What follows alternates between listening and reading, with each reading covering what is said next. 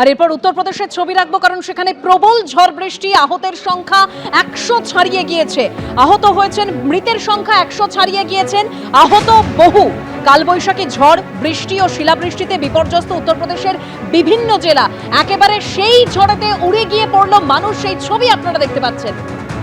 ভয়ঙ্কর এই পরিস্থিতি, ভাইরাল হয়েছে এই ভিডিও। উত্তরপ্রদেশে ব্যাপক ঝড় বৃষ্টি, যাতে মৃতের সংখ্যা 100 ছাড়িয়ে গিয়েছে। কালবৈশাখীর ঝড় বৃষ্টি শিলাবৃষ্টিতে বিপর্যস্ত উত্তরপ্রদেশের বিভিন্ন জেলা।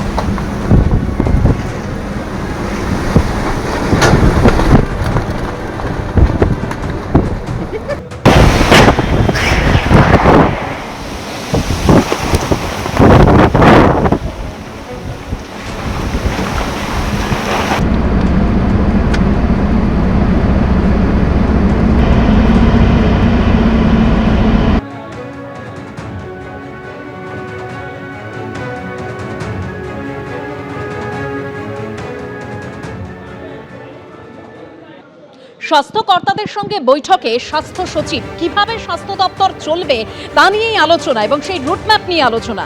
কোন প্রকল্পের কি অবস্থা, কোথায় কি সমস্যা রয়েছে খতিয়ে দেখতেই এই বৈঠক।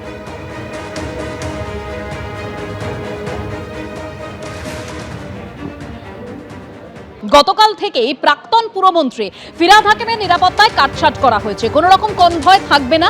আজকে একেবারে নিজের গাড়িতেই প্রাক্তন পুরমন্ত্রী তিনি পুরসভায় আসেন। কি খবর রয়েছে এ নিয়ে আরো বিস্তারিত আমাদের প্রতিনিধি অর্ণব মুখোপাধ্যায় জানাবেন। অর্ণব, দেখো, যেটা জানা যাচ্ছে, কাল থেকেই ফিরহাদ হাকিম, বর্তমান মেয়র এবং প্রাক্তন পুরমন্ত্রী, তার যে নিরাপত্তা সেটাকে কাটছাঁট করা হয়েছে।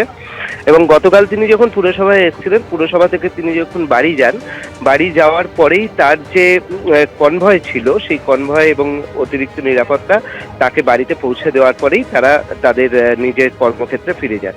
আজকে আমরা যেটা দেখলাম যে তিনি যখন কলকাতার মেয়র ফিরহাদ হাকিম যখন ঢুকছেন কলকাতা পুরসভায়, তখন শুধুমাত্র তার একটি গাড়ি রয়েছে। আগে আমরা যেটা দেখতাম যে তার গাড়ির আগে একটা পাইলট রয়েছে, পিছন দিকে একটা পুলিশের গাড়ি, বা আগে একটা পুলিশের গাড়ি, পিছনে একটা পুলিশের গাড়ি রয়েছে। কিন্তু আজকে যেটা চোখে পড়লো সেটা হচ্ছে শুধু তার গাড়িটাই ভেতরে ঢুকলো, এবং ভেতরে ঢোকার পর তার যে কয়েকজন মাত্র এখন নিরাপত্তা রক্ষী রয়েছেন, তারা সেই গাড়িতেই ছিলেন ফিরহাদ হাকিমের সঙ্গে। তারা নেবে তাদের, এবং ফিরহাদ হাকিম তারপর লিফটে করে ওপরে উঠে গেলেন। কিন্তু অন্যান্য সময় যে কনভয় করে তিনি মুভ করতেন, বা তার আগে এবং পিছনে যে পুলিশের গাড়ি থাকতো, সেগুলো আজকে কোনোটাই চোখে পড়েনি। শুধুমাত্র তিনি তার গাড়িতেই এসছেন। এবং যেটা সূত্রেরও খবর যে কালকে তাকে বাড়িতে পৌঁছে দেওয়ার পরই তার নিরাপত্তা যে ছিল সেটা কাটছাঁট হয়েছে, এবং এখন যে নির্দিষ্ট নিরাপত্তা রক্ষী রয়েছেন তাদেরকে নিয়ে তিনি আপাতত ঘুরছেন। ধন্যবাদ অর্ণব।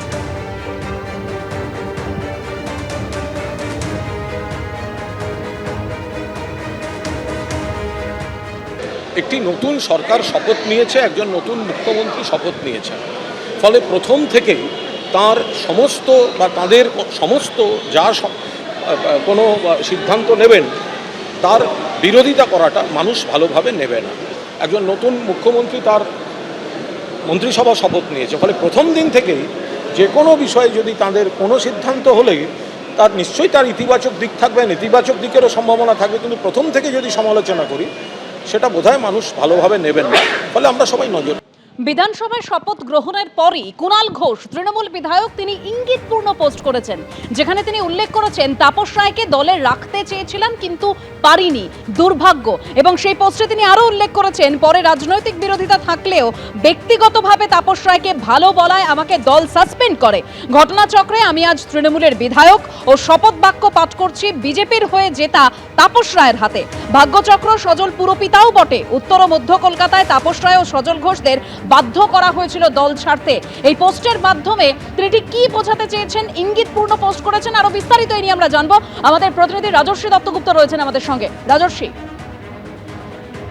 দেখো, রাজনৈতিকভাবে অত্যন্ত ইঙ্গিতপূর্ণ এই পোস্ট, কারণ কুণাল ঘোষ এবারে বিধায়ক হয়েছেন বেলেঘাটা থেকে জিতে, তৃণমূল কংগ্রেস রাজ্যে হেরে গিয়েছে।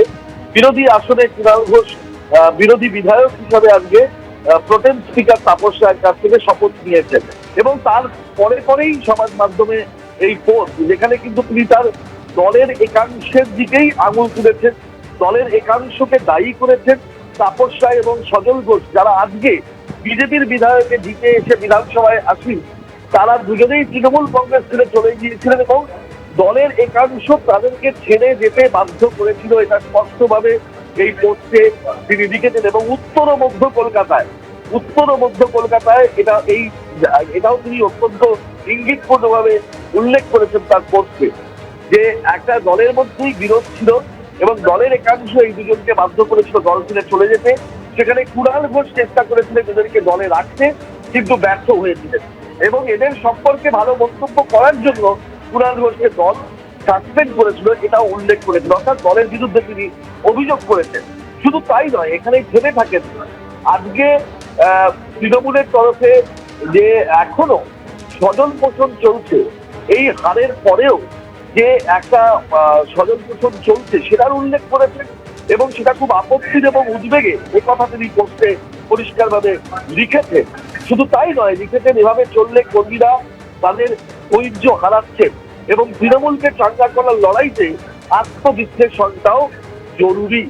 এইভাবে কিন্তু তিনি দলকে বলতে পারো তিনি দলকে নির্দেশ করেই, দলকে নিশানা করেই এই পোস্ট করেছেন।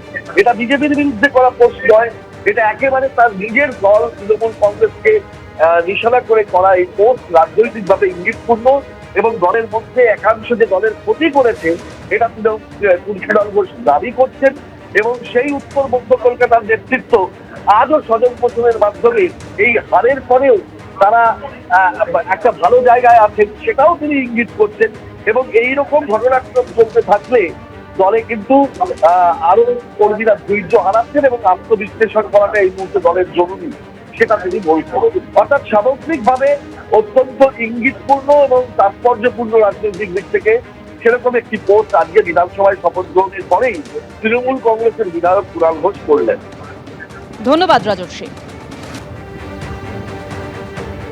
অন্যদিকে বিজেপি বিধায়ক বরানগরের সজল ঘোষ তিনি শপথ গ্রহণ করেছেন এবং তারপরেই তিনি মজার ছলে মন্তব্য করছেন যে গুজব রটছে আমি কারাগার মন্ত্রী হব। শুনুন।